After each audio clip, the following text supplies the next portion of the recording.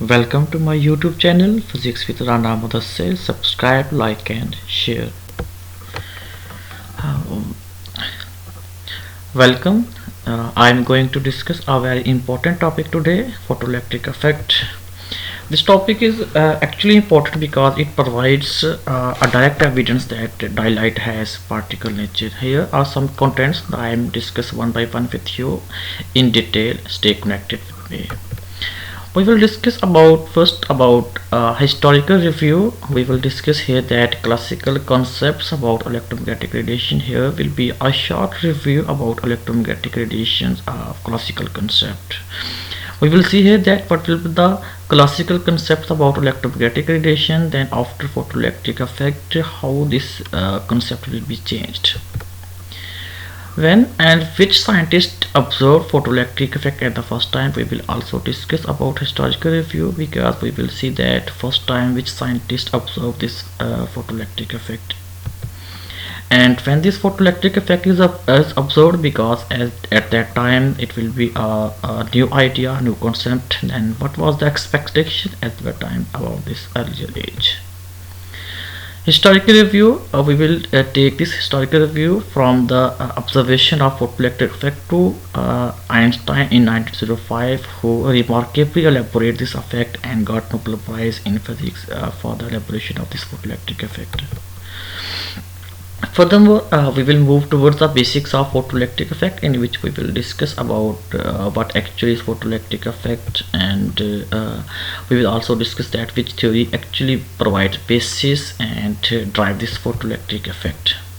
We will also discuss here some necessary conditions that should be fulfilled to produce photoelectric effect, as well as we will see in the next slides. Experimental results, these are two important part of this topic, because we will discuss here that how photoelectric effect can be produced and what will be its experimental results, and we will also discuss here some relations between different parameters of this photoelectric effect, such as relation between photoelectric current and retarding potential, relation between velocity of photoelectrons and frequency, and also between intensity and photoelectric current. In the last, we will discuss two techniques that we will use to tackle this photoelectric effect. First was a failure of the electromagnetic theory, which was not able to explain this photoelectric effect.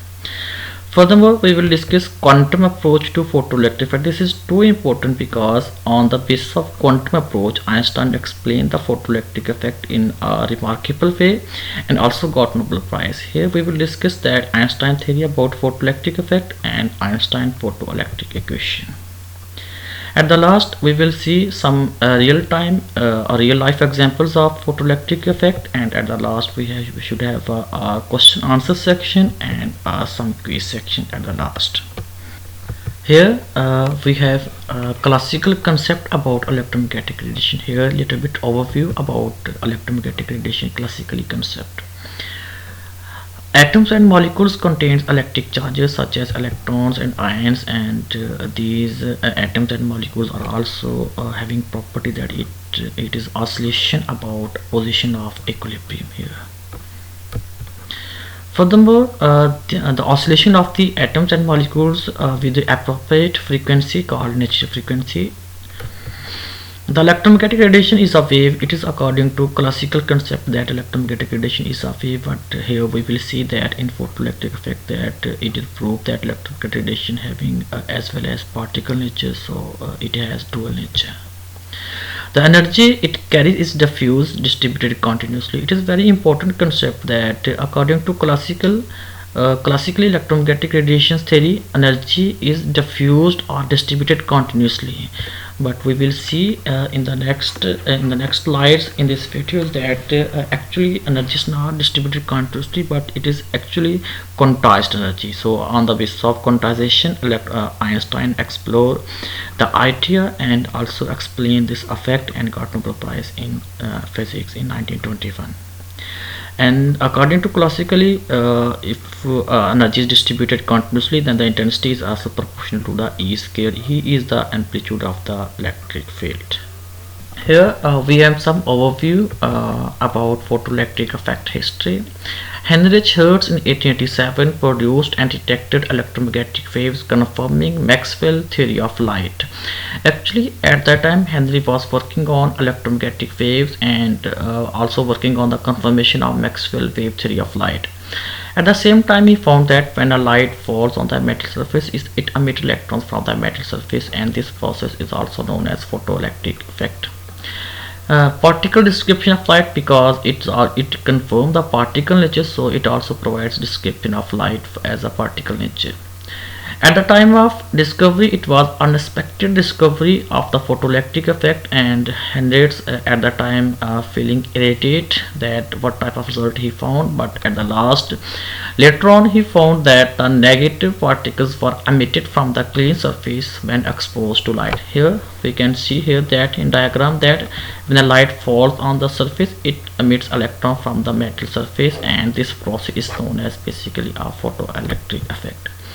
And this process was later on experimentally proved by P. Lenard in 1900, deflected them in magnetic field and found that they had charge to mass ratio of same magnitude as that measured by the Thomson for cathode rays. He designed an experiment and pass these electrons from this experiment and find that the charge to mass ratio of same magnitude as that of measured by the Thomson. So he conclude that these are the particles being emitted are electrons. At the last, a remarkable work was done by Einstein on photoelectric effect. In 1905, Einstein offered an explanation of this result in a remarkable paper in the same volume of an Annalen der Physik that contained his paper on special relativity and body in motion. Actually, in 1905, Einstein picked the idea of quantization of energy and explained this photoelectric effect remarkably, and he also published paper in the same volume as he had already published paper about special relativity and body paper in the same volume. Furthermore, Einstein assumed that the energy quantization used by Planck in solving the black body radiation, as Planck also used the energy quantization and to solve black body radiation, and Einstein picked up the same idea and explained this photoelectric effect successfully. Furthermore, for the explanation, he got Nobel Prize in 1921 for his discovery of law of photoelectric effect. This is the very remarkable work of Einstein in the modern era, that he find the great explanation and the remarkable explanation of photoelectric effect, and it provides basis for the modern physics. He also gave a photoelectric effect equation. HV is equal to kinetic energy maximum plus phi. Here HV is the energy of instant photons, instant light, and kinetic energy maximum is the emitted electrons kinetic energy maximum plus the work function. These quantities we will discuss in the next slide, where experimental portion, where we see that how these quantities are interrelated to each other. Now the basics of photoelectric effect. Here the definition of photoelectric effect: the process of emission of electrons from a metal plate when illuminated by lights of suitable wavelength, or we can say that or suitable frequency, is called photoelectric effect. Here let us here diagram is an anode and cathode. Light falls on the anode and it will electron from this metal surface and moves towards the cathode.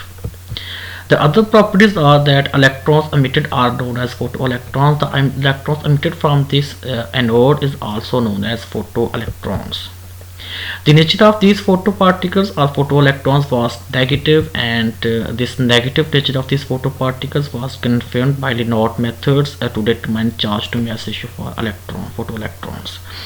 And this is clearly shows that the photoparticles are nothing but electrons, and these results were clearly indicated by the Lenard's method, and we will discuss this Lenard method in another video.